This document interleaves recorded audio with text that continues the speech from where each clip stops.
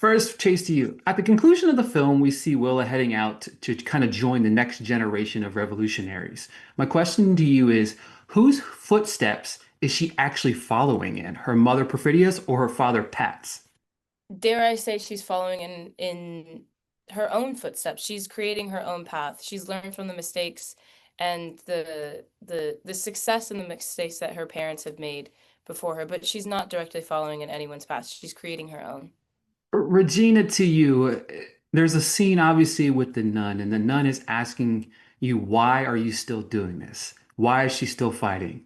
And of course, you have this emotional moment, but you really don't say anything. But what would have Deandra really said if she had been spoken it out loud? I mean, I always feel like Deandra was fighting for the same thing she fought for in the beginning, the future, change, hope. I think Deandra's she's an optimist, but she's an idealist, which is not great. But I think something in her can't not fight. She can't give up. And there was so much destruction in the beginning of the film. But I think for the future, like a Willa, she fights for all of the Willas of the future. You know what I mean? And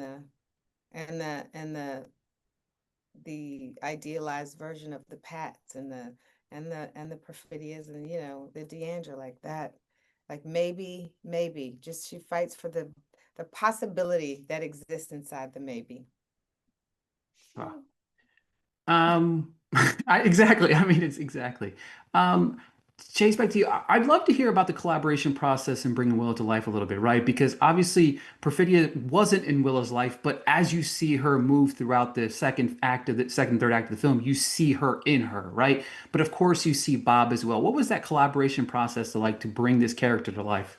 Yeah, it was incredible because while we were shooting, I hadn't actually met Tiana yet, and I didn't know really much of what she was doing as Perfidia. And a lot of the things that I was learning was from conversations with Paul and through um, what they had already done, what conversations he had had with Tiana already, and the other element of it was finding those connecting points with Bob. That was all created during my 6 month audition process. We did a lot of workshopping their dynamic and really truly understanding who they are as individuals, how how beautifully flawed they are as people, but um, the relationship, how they've ended up to where they are now, and the reversed dynamic, parental dynamic with the generational gap. That was all created beforehand, before we even were close to camera.